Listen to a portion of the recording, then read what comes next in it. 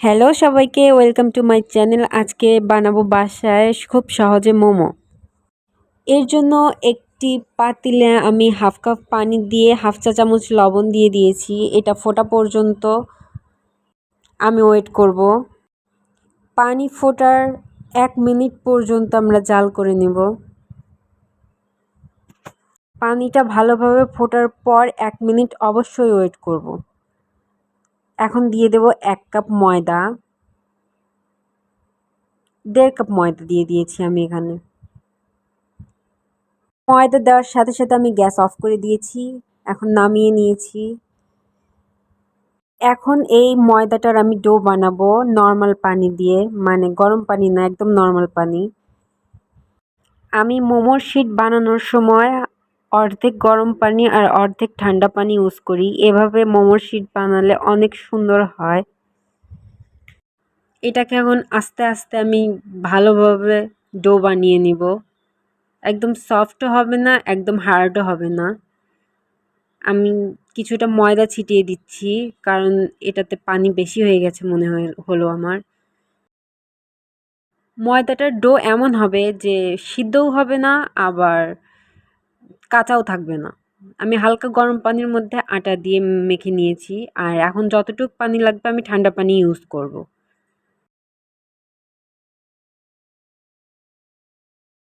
এভাবে কিছুক্ষণ মথে নিয়েছি, আর এখন আমার একদমই রেডি হয়ে গেছে। এটাকে আমি এখন ঢাকনা দিয়ে ঢেকে রাখবো। এদিকে আমি মোমোর পুর বানানোর জন্য আমি এখানে চিকেন নিয়ে নিয়েছি, চিকেনের ব্রেস্ট পিস। এগুলোকে আমি ভালোভাবে ছোট ছোট করে কেটে ব্লেন্ডারে ব্লেন্ড করে নিব, মানে কিমা করে নিব। আপনারা চাইলে চাকু দিয়েও কিমা করতে পারেন। এবার একটি বাটিতে আমি কিমাগুলো ঢেলে নিচ্ছি।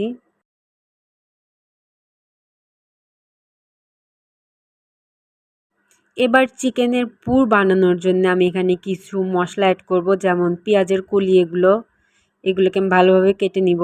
অবশ্যই ট্রাই করবেন এই পেঁয়াজের কলি দেওয়ার।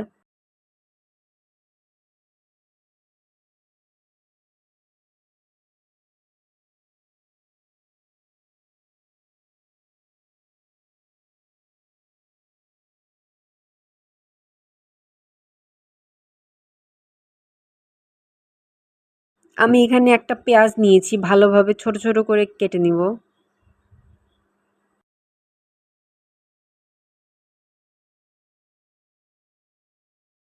আমি এখানে 7-8 পিস রসুন ভালোভাবে ছেঁচে নেব। ছেঁচা রসুন আমি অবশ্যই আলাদা রাখছি। এখানে হাফ চামচ আদা বাটা অ্যাড করলাম। আর এখন কাঁচামরিচ দেব, একদম সিডলেস ভাবে। এখানে কোনো সিড থাকবে না।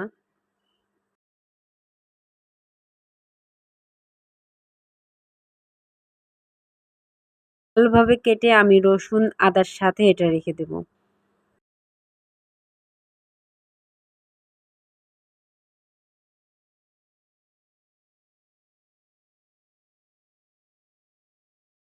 চিকেনের কিমার মধ্যে আমি হাফ চা চামচ গোলমরিচের গুঁড়া দিয়ে দিলাম, 1 চা চামচ সয়া সস,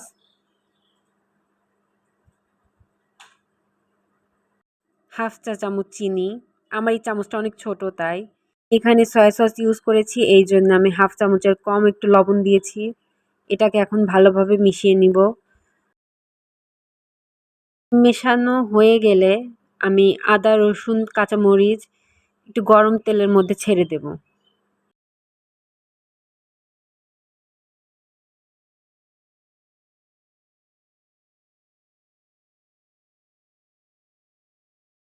এখানে আমি তেল গরম হতে দিয়েছি।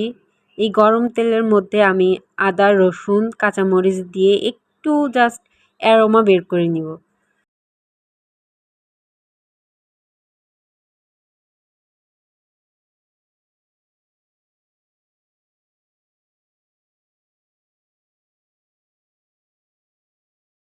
জাস্ট কিছুক্ষণ নাড়াচাড়া করে এটার মধ্যে আমি ওই কিমাটা ঢেলে দেব। ঢেলে দিয়ে ভালোভাবে মাখিয়ে নিব।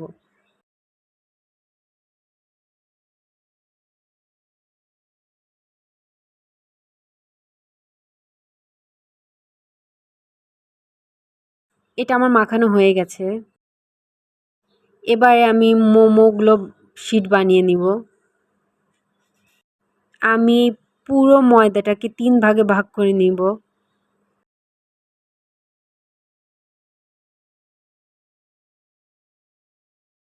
আমি টোটালি 3টা রুটি বানিয়ে নিব, তারপরে মোমোর শিটগুলো বানিয়ে নিব, মানে কেটে নিব।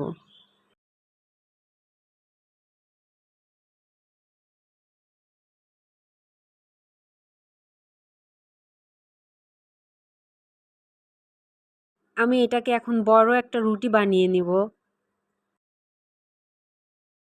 বড় রুটি বানানোর পরে আমি ছোট ছোট করে কেটে নিব।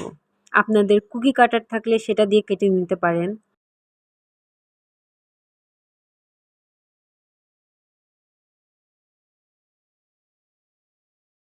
রুটিটা মোটাও হবে না, বেশ পাতলাও হবে না, একদম মিডিয়াম সাইজের থাকবে।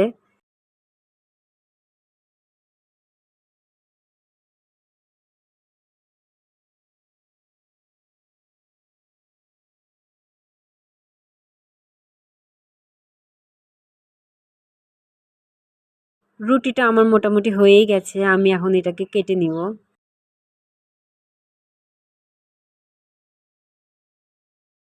আমার কাছে কুকি কাটার ছিল না, আমি একটি কৌটার ঢাকনা নিয়ে কেটে নিয়েছি।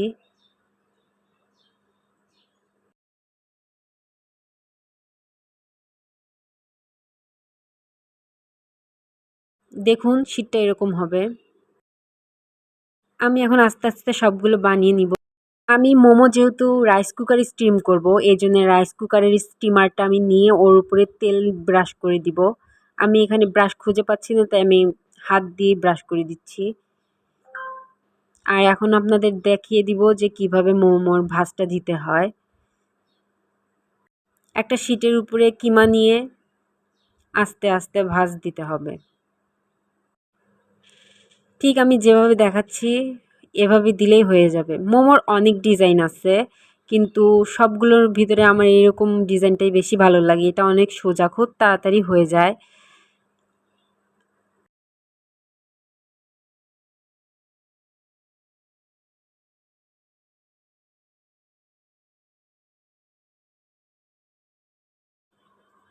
এভাবে আমি আরেকটা বানিয়ে নিচ্ছি, দেখুন।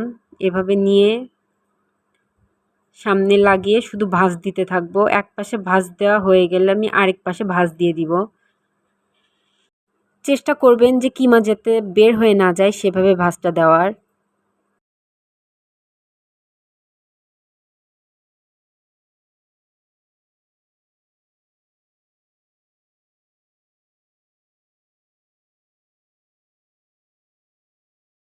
এভাবে আমি আস্তে আস্তে সবগুলো বানিয়ে নিচ্ছি।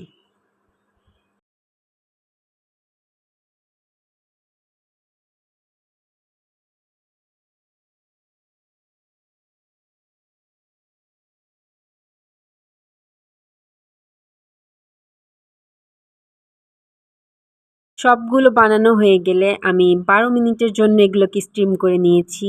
এই যে হয়ে গেছে। এখন আমি এগুলোকে ঢেলে দেখাচ্ছি।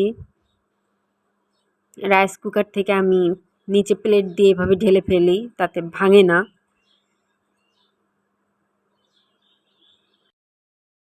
যতক্ষণে মোমোগুলো স্টিম হয়েছে ততক্ষণে আমি একটা সস বানানোর জন্যে কয়েক পিস রসুন, একটুখানি আদা, এগুলোকে আমি ভালোভাবে কুচি কুচি করে কেটে নিব।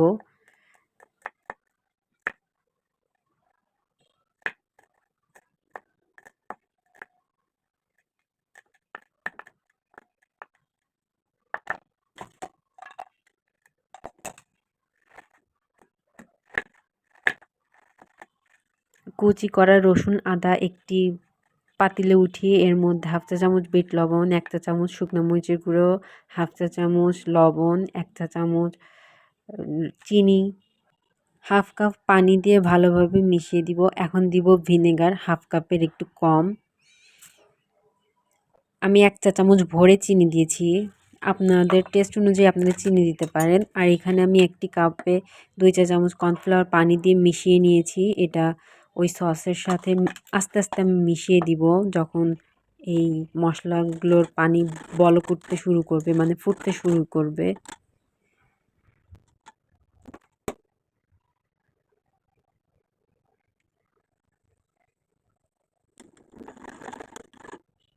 আমার সসের পানিটা ফুটতে শুরু করে দিয়েছে।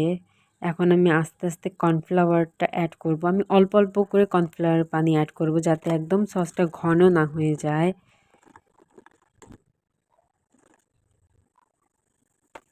আমি আস্তে আস্তে অল্প অল্প কর্নফ্লাওয়ারের পানি দিয়ে ভালোভাবে এটার থিকনেস ঠিক করে নিয়েছি। আপনারা যদি এর থেকেও গাঢ় সস খেতে চান তাহলে আরও কর্নফ্লাওয়ার দিতে পারেন। আমার কাছে এমনই চাটনি টাইপের ভাল লাগে জন্য আমি আর কর্নফ্লাওয়ার দিচ্ছি না। এইটা ফুটে ওঠা হয়ে গেলে আমি একটা বাটিতে ঢেলে নেব।